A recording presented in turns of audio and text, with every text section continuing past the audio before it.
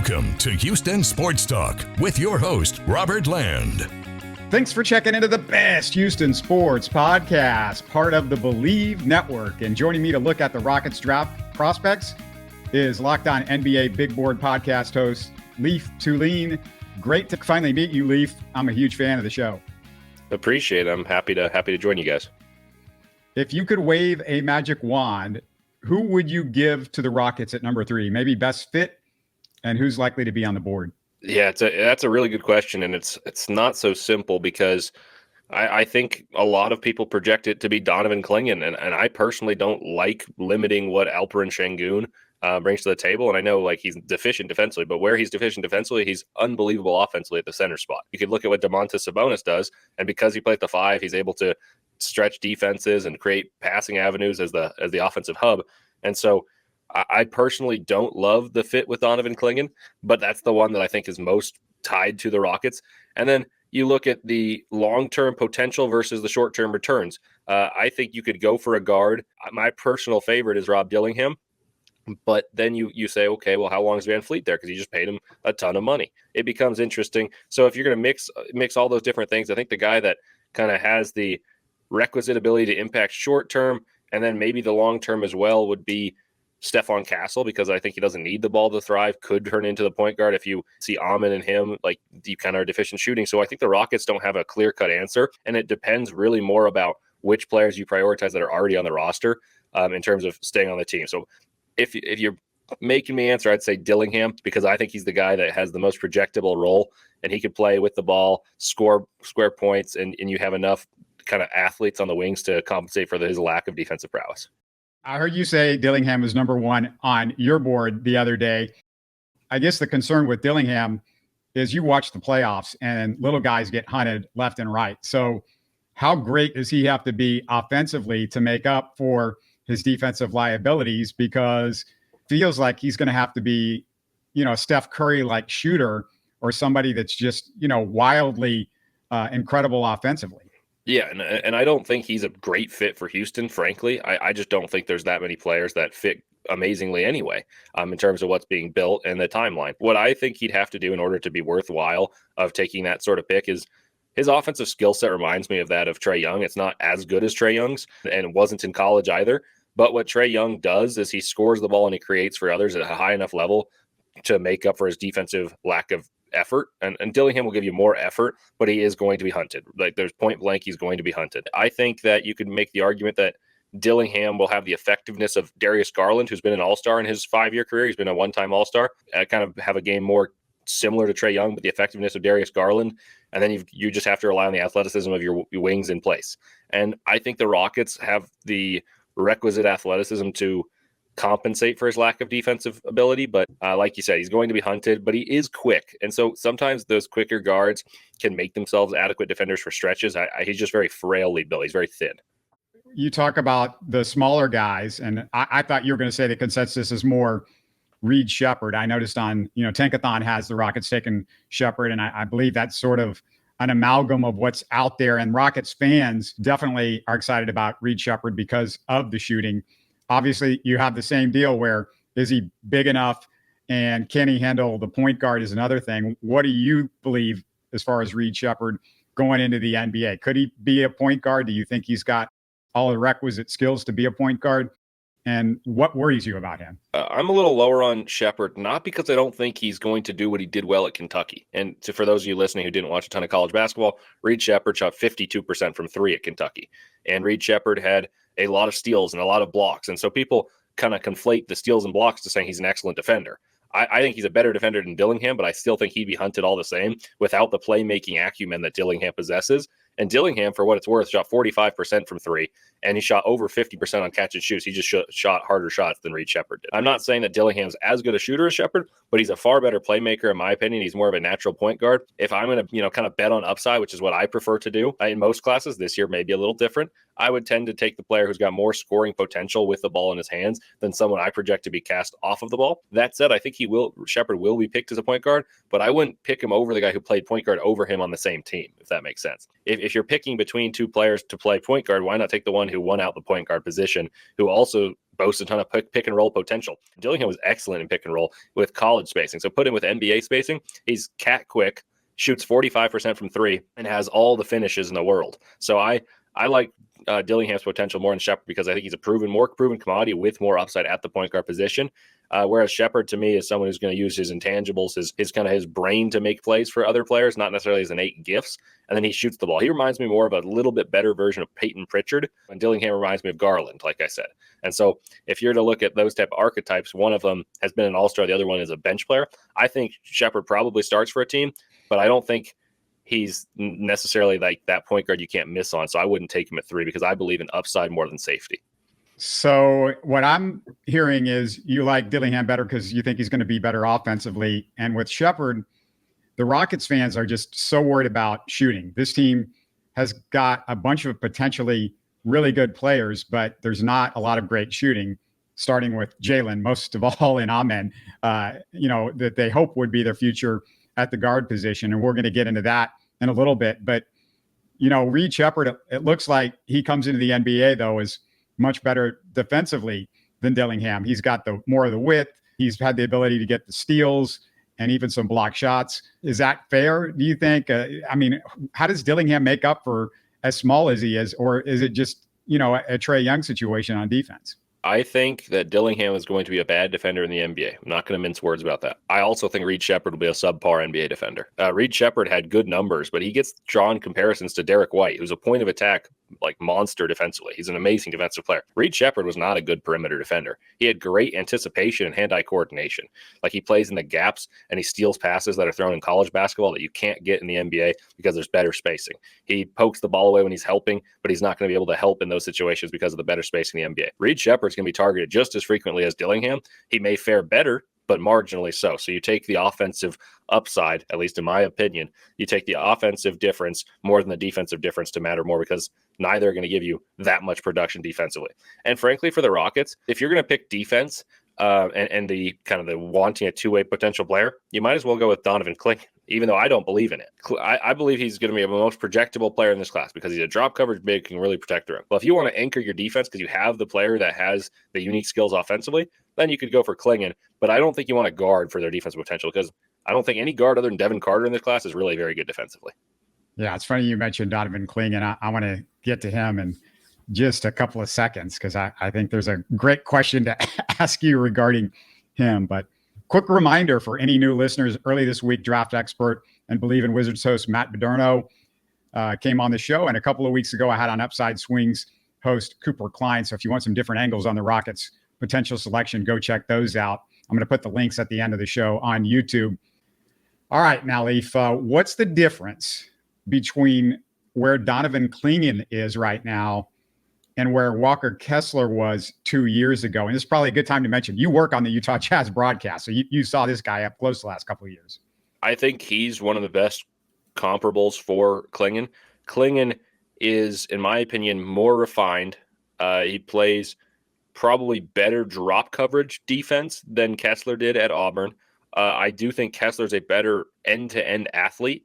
I think Kessler runs the floor like a deer. Clingan lumbers a little bit. Clingan is good at not fouling. That's the thing that I think he does very well as a rim protector, is obviously both of them block shots. They both deter shots. But Clingan, to me, is better at not fouling. And I think he's got better touch indicators as a free throw shooter and a jump shooter than Kessler demonstrated. Yes, he was regarded as someone who, when he was at North Carolina for his freshman year before he went to Auburn, could stretch the floor and be one of those stretch bigs. Turned out he wasn't a very good shooter. At Auburn, he played more, hey, I'm going to run the floor and get dunks, then defend the hoop, and he blocked 4 shots a game, which was unbelievable. Clingan, to me, is the projectable, I'm going to play drop coverage defense, I'm going to pick and roll, and then if you pass it to me, I'm going to slow down and make the right reads. I think he's a more skillful finisher than Kessler, but not quite the explosive athlete in terms of verticality. Clingan only had a 29-inch max vertical, but his reach is huge. He's 7'2", so that really doesn't matter that much in terms of his defense. But in terms of exploding for rim finishes, I would prefer Kessler. Kessler's a better runner, but Clingan's more skilled around the basket, a little more savvy, and probably a better passer. But I do think they're pretty comparable, and that demonstrates how poor this draft is compared to some previous years. Kessler's picked 22nd and was a sophomore. Clingan was a sophomore and is rumored to go top 5. And so I think that's a really good indication of the difference. I would say probably Clingan's the better prospect, but I don't think it's night and day by any means. Yeah, it's funny you say that because I remember watching a lot of Auburn when Kessler was there because I was checking in on Jabari, and Kessler was somebody that I was very high on, but as maybe a steal towards the bottom of the draft, which is where Utah got him, bottom of the first round anyway. So yeah, that's to me that those two guys, there does seem to be some similarities there, and you took the words right out of my mouth. It's this draft is just that kind of week where Clingan is even being talked about in the top 5, which is crazy.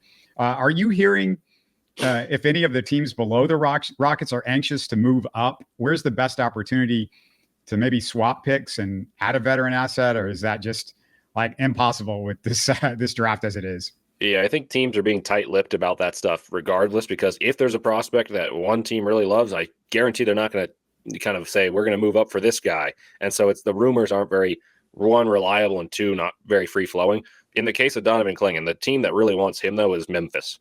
Memphis is drafting 9th, though, and so I don't think that's an appealing trade destination for Houston necessarily, unless they were to get a win-now player. But Memphis, despite being bad this year, has a roster that can conceivably win now. I don't think they're likely trade partners, obviously they're in the same division as well, so that doesn't necessarily help inspire good faith in terms of making trades. But that would be the team, and there's a chance Memphis could get Clingan. If Clingan falls outside the top 3, you get to number 4, the Spurs have a center, that's for sure. Number 5, the Pistons have a center in Duren. Number 6, you could make an argument he could go for the Hornets, but Mark Williams is there, and he's young and up and coming. Number 7, the Blazers, I doubt, would go for another center with DeAndre Ayton. Number 8, you get to San Antonio once more. They already have Wembanyama, of course. Number 9, the Grizzlies. So if Clingan doesn't go in the top 3 to the Wizards or Rockets, because I doubt he would go 1 over Sarr to Atlanta, there's a chance they stand pat. But that's the team that I think would move up for Clingan. And I know you asked about just generally the trade, but I think that's the one piece that is a team that clearly has a player they have their eyes on, and it's been well known. So you could maybe try to kind of say, hey, look, we're gonna take him, and threaten it, but I don't think they're gonna really take the bait. Jackson Gatlin with Locked On Rockets mentioned the idea of swapping with Portland and trying to get Malcolm Brogdon. Is there any reason Portland would consider moving up? I don't dislike that idea. I think it gives you a veteran leader like Van Fleet and stabilized you guys at times this year. I think Brogdon would do more of the same and help you win.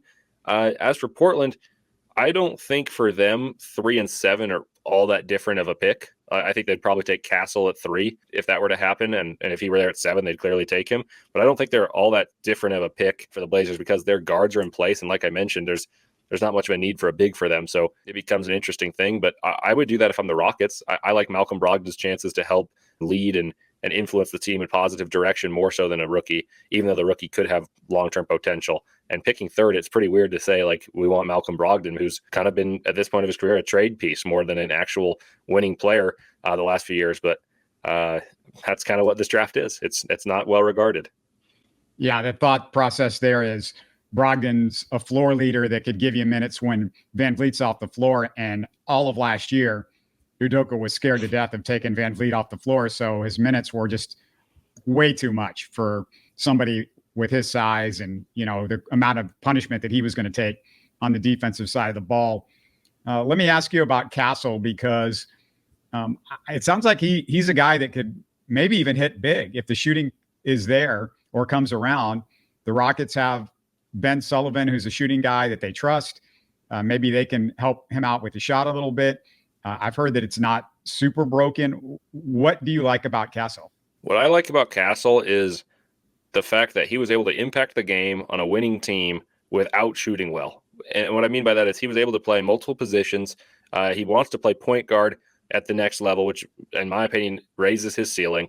He wants to influence the game on both ends of the floor. He was mainly a defensive player. And while many people say, well, you didn't get to see what he did at UConn, I initially kind of pushed back and said, well, I also think the role was perfectly tailored because they had a guy in Andre Jackson the year prior who played the exact same role and they knew how to get a guy to score off the ball. But in recent, probably the last 2 weeks, I've started to move him up because he shot 18 to 25 at shooting drills at the combine, which I know that's a one-off thing and a lot of people can do that, but it showed improved form. So if he shoots the ball better, that lends a lot of help to the worries about, hey, can this guy shoot? How often does a player actually shoot very well when they're not very good at shooting? Like David Locke for Locked on Jazz and my boss who I do stats for, he has this analytics program he does each draft, and he basically eliminated Castle, Holland, and Vuzelis from being productive NBA offensive players based on their shooting splits. And he kind of acknowledges that that's not an infallible structure, but more often than not, those type of splits that show you're not a good shooter typically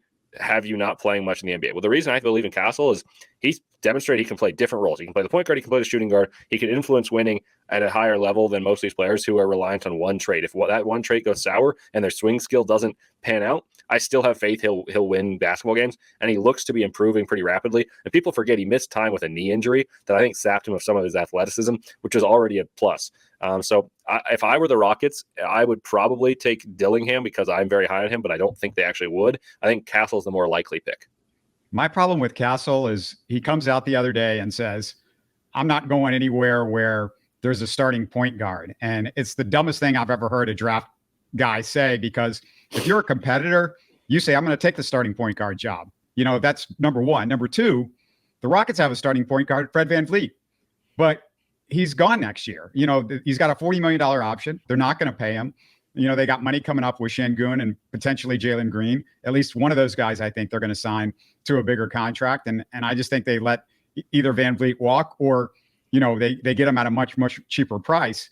But, I just had no respect for that take. I just thought it was ignorant.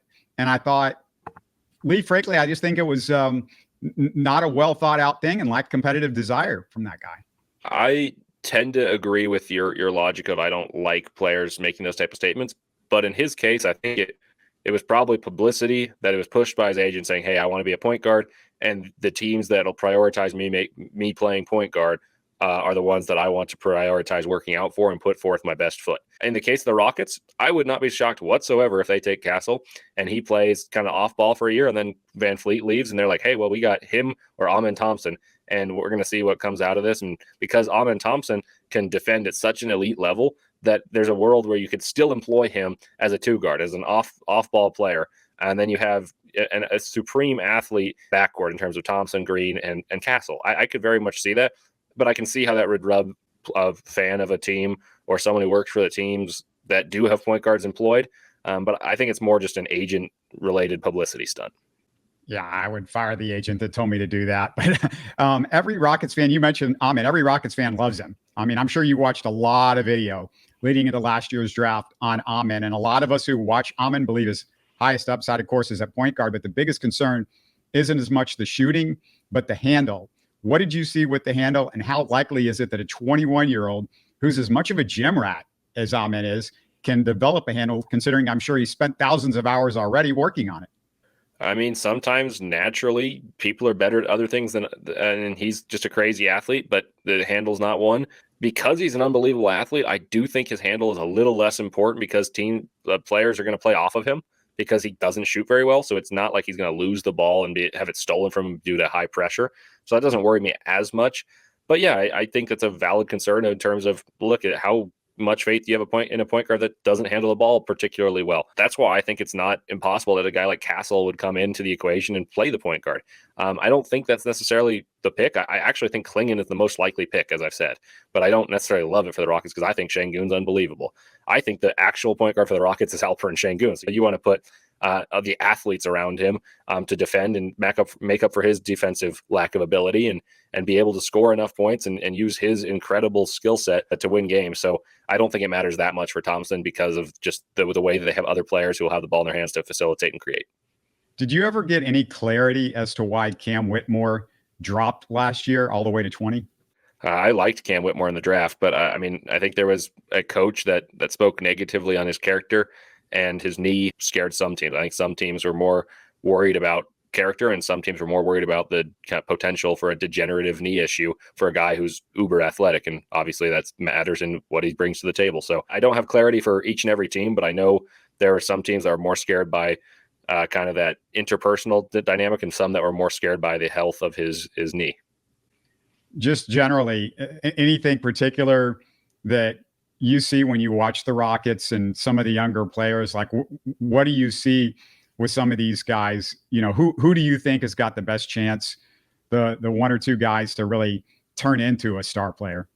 Well, Şengün's clearly the best player on the Rockets, in my opinion, and the guy to build around. I think Şengün is very, very similar to Domantas Sabonis, and Domantas Sabonis is an all-NBA caliber big who, in my opinion, probably isn't good enough to lead a really good winning team, even with De'Aaron Fox, because of defensive limitations. But offensively, he's good enough to make you a top 5 offense each year, like the Kings have been.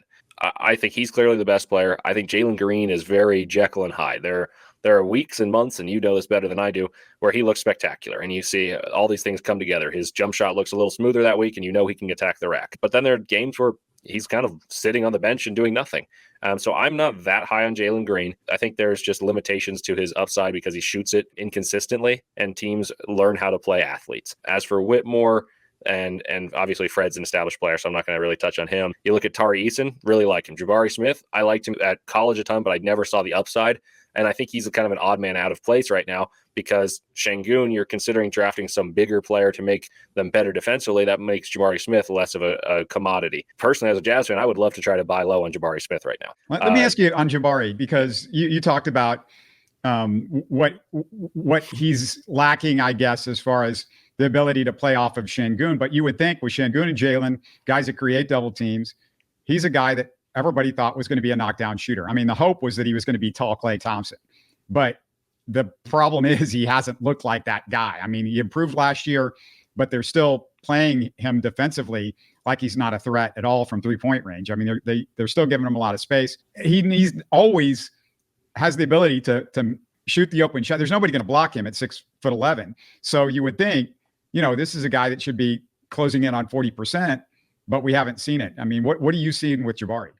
I think it's just confidence. Honestly, I think he plays with a lot of guys who do not pass the ball well. Like, frankly, I think the Rockets have too many players who are selfish and too many players that stunted his growth his rookie season. And then his next year, I think there was growth. Like, he became a better rebounder, scored more points, and he played basically the same amount of minutes. I think he is a good shooter and will be a good shooter and is a good defender, but I don't necessarily know if it's he's going to show that full-on capacity for the Rockets because, like I said, I believe they're going to try to get an interior defender to complement Şengün with. I don't know if I necessarily believe that's the best idea because, like I said, he's that special offensively at the 5 spot. But Şengün and Jabari Smith are similar enough in terms of they occupy similar spaces on the floor that I don't think he actually gets as good of shots as you might imagine based on the athleticism of Amen Thompson or Jalen Green crashing to the floor. Şengün likes to isolate and operate from the top as well and create passing lanes. And he's kind of a stagnant, standstill shooter. And that's why I always pushed back about the Klay Thompson thing. And I'm not saying that to you. I'm saying that to draft evaluators. He wasn't a guy who came off pin downs and shot. He was more a standstill catch and shoot. I saw him as like Rashard Lewis with plus defense, which is why I never had him as high as other people, despite watching probably 25 Auburn games because I thought he was that fun to watch. Yeah, I just watched him at Auburn and I thought, well, he's not a catch and shoot guy, but if you watched Auburn, who was supposed to throw him the pass that was going to be the good pass? That was the worst watch ever. The guards were awful. Yeah, that was a big issue. So I was hoping, okay, you get him with NBA guys and it'd be a little bit different. But I still say it's an open book because the guy's still so young, even after 2 years. Locked On NBA Big Board. Remind people what's going on over there. Yeah, appreciate you bringing that up. So myself, Richard Stamen, and James Barlow are running the ship here at Locked On NBA Big Board. We produce episodes every single day, every weekday that is, about the NBA draft. Sometimes it's mock draft, sometimes it's big board, sometimes it's debating philosophy. And so we're really excited for the draft and trying to produce content that will make you guys, Rockets fans, NBA fans in general, knowledgeable about the players that you guys could be drafting and why we think they're worthwhile to be picked at certain different spots. So tune into an episode, see if you like it. And I hope you do. And thank you for allowing me to plug that. It's at Leif Thulin. It's in the comment, in the description, but if you want me to spell it out for you guys on audio, it's Leif, Leif Thulin. Check it out. Check out Locked On NBA Big Board. If you're a draft junkie or if you're somebody that's a Rockets fan, just like, I got to catch up. What's going on with these guys? Who should they pick? And there's other guys we didn't hit that he hits on there all the time, and you'll get a good, real panoramic scope of what those guys can do. Thanks so much in a busy season for giving us the time. We really appreciate it. Of course. I appreciate you giving me the opportunity. You're listening to Houston Sports Talk. Hey, don't forget to support us by subscribing and commenting on YouTube. You can always listen to us on Spotify, Apple, or your favorite podcast app. Tell your friends about us and share our show links on social media. Spread the word, everybody. Thanks for listening.